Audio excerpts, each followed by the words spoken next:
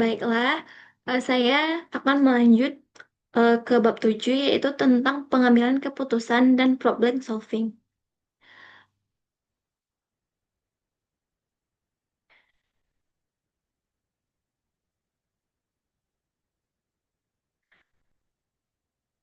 Baiklah, langsung saja kita masuk ke pendahuluan, yaitu dalam era informasi yang semakin kompleks, kemampuan untuk mengambil keputusan yang efektif menjadi semakin penting.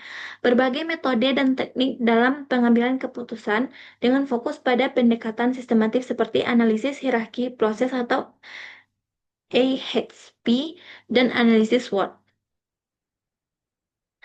Eh, materi yang pertama yaitu tentang proses pengambilan keputusan yang efektif. Langkah-langkah sistematis yang diambil untuk memastikan bahwa proses pengambilan keputusan yang tepat dan efektif yaitu yang pertama dengan mengidentifikasi masalah. Tahap-tahap identifikasi masalah tersebut dikemukakan oleh Prasetyawan dan Lestari pada tahun 2020. Dan yang kedua, pengumpulan informasi. Untuk memahami masalah secara menyeluruh, pengumpulan informasi ini harus dilakukan secara menyeluruh, mulai dari pengalaman, penelitian, laporan, dan pendapat para ahli. Kemudian yang ketiga, analisis opsi yang tersedia. Identifikasi berbagai alternatif yang ada untuk menyelesaikan masalah atau mencapai tujuan yang ditetapkan.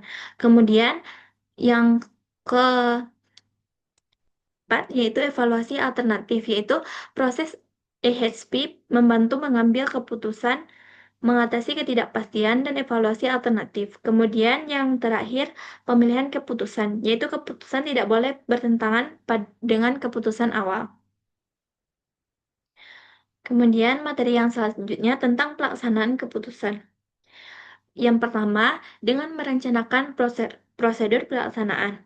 Perencanaan ini harus mencakup tujuan, prosedur, dan hasil yang diinginkan. Kemudian yang kedua, dengan mengalokasikan sumber daya. Pastikan sumber daya didistribusikan secara efektif untuk mendukung pelaksanaan keputusan.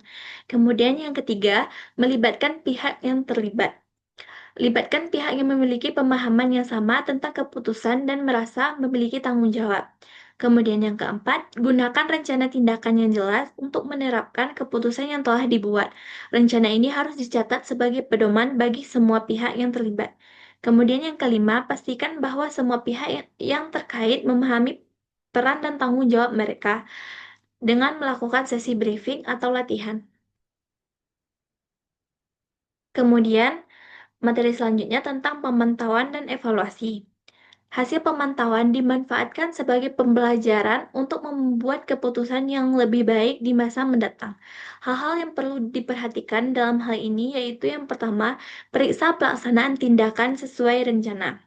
Kemudian yang kedua, amati dan evaluasi hasil untuk memastikan tercapainya tujuan. Kemudian penilaian dan perubahan. Yang keempat, evaluasi dampak keputusan terhadap tujuan. Yang kelima, laporkan hasil observasi. Dan yang terakhir, pantau hasil keputusan untuk memastikan implementasinya berjalan sesuai dengan rencana. Kemudian, kita masuk ke materi yang terakhir, yaitu tentang pembelajaran untuk ke depan. Keputusan harus dianggap sebagai pembelajaran, yaitu dengan menemukan apa yang berhasil dan apa yang tidak, serta pelajari apa yang dapat dilakukan untuk membuat pilihan yang baik di masa depan.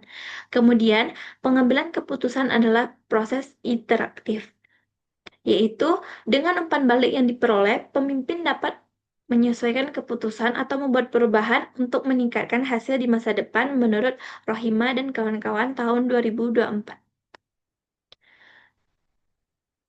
Jadi, dapat disimpulkan dari materi ini, materi dari bab ini yaitu pengambilan keputusan yang efektif melibatkan langkah-langkah seperti identifikasi masalah, pengumpulan informasi, penilaian alternatif, dan pemilihan solusi terbaik.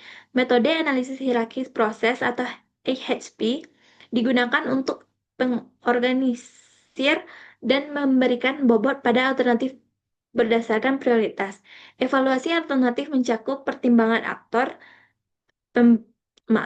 pertimbangan faktor kekuatan, kelemahan, peluang, dan ancaman penting untuk melakukan evaluasi terhadap implementasi keputusan untuk memahami efektivitasnya dan membuat perbaikan jika diperlukan. Keseluruhan pengambilan keputusan yang baik merupakan kombinasi dari analisis yang cermat, penggunaan metode yang tepat, dan evaluasi berkelanjutan untuk mencapai hasil yang optimal.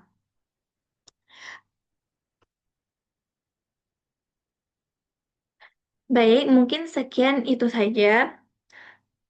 Saya akan melanjutkan materi bab selanjutnya di video selanjutnya.